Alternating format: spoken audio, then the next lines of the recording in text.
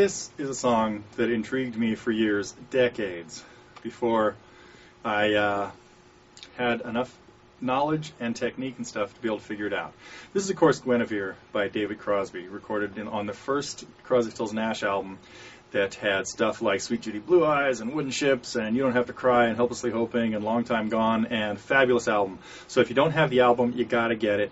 But the thing that is fascinating about this song and a lot of Crosby's tunes is that they are in open tunings. Well, it's better to call them alternate tunings because this is actually just the same notes as in a standard guitar tuning. Some of them just happen to be rearranged to other notes that are normally in there. So I have a lesson that I put together recently up at TotallyGuitars that goes through this song in great detail. Now, you may have seen Tablature out there for this if you've been trying to learn Guinevere. It can be a real pain because some of the tablature out there is 8 or 9 or 15 pages long, note for note how he did it one night. Every night he did it differently. And so Crosby plays very smoothly and very musically and is never concerned with playing things exactly the same way twice. He recreates the song every time he plays it. Now, this is something that is hard for students to get the hang of. So what I like to do with this song is we take a look at multiple ways of playing many different measures, just with the basic technique of this arpeggio picking, where you're playing 3 bass notes in a measure. There are 8 eighth notes in the measure, so it's a pattern of 8 notes, using your thumb to hit the 6th, 5th, and or 4th strings, at least 3 bass notes, and then your 3 fingers, your ring finger playing the 1st string, your middle finger playing the 2nd string, and your index finger playing the 1st string. So if you want to get started on this, first we got to talk about the tuning, but if you want to get started on this, all you have to do is get a pattern going where on the first beat you play your thumb and your 3rd finger together. Then you play your 2nd finger and your index finger, 2 notes by themselves.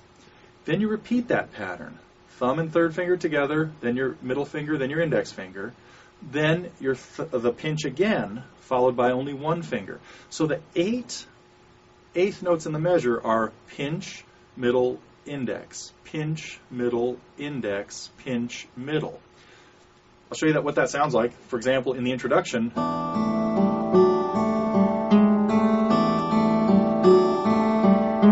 which has a slight variation on it in that there is no pinch on the 3rd beat, or on the 3rd bass note.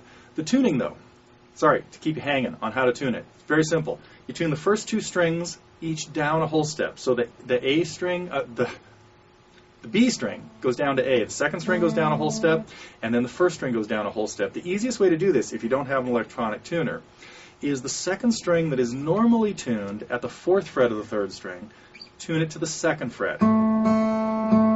Once you've done that, then come back to the 5th fret of the 2nd string, which is a new note because we just tuned it down, and make sure the 1st string sounds the same as that. That gets your 2nd string to A and your 1st string to D. Then, the tricky part is, or the unusual part, the 5th string has to be tuned up a whole step to B. So rather than tuning it to the 5th fret of the 6th string, tune it to the 7th fret. And now your 6 strings are E, B, next to our normal, D and G, then an A and a D. When Crosby uses this tuning, as he does in many songs, he frequently uses harmonics at the 12th fret. That's what gave away the tuning to me, by the way, when I first was trying to figure it out, was hearing him hit those harmonics, because then you could hear what notes were in there. But now with that, the very first thing you hear in the beginning of this song is a really simple chord that just follows that pattern I showed you, or talked about. I do have tablature to this in the lesson, but we can't attach the tablature to here for some reason. But anyway, partly because you want to see the rest of the lesson. But what we have is 2 notes. Put your 2nd finger on the 4th string at the 6th fret, G sharp. Put your 3rd finger on the 7th fret of the 5th string, which because of this tuning right now would be an F sharp. So we have 2 notes that are just a whole step apart. Now we do that pattern. Pinch, 6th and 1st strings, followed by the 2nd string and the 3rd string, just both played open.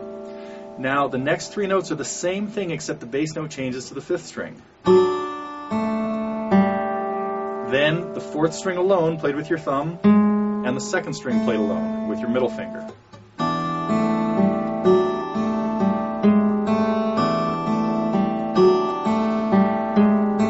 Just that is is a really cool sound. I mean, great opening to a song.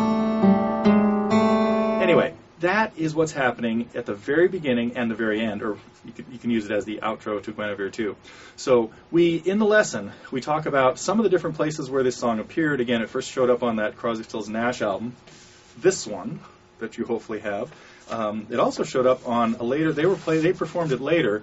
This was an album that came out called A Very Stony Evening that eventually made the record company release an album called Another Stony Evening that was better sonic quality, but didn't come out till about 30 years after that one did, maybe 35.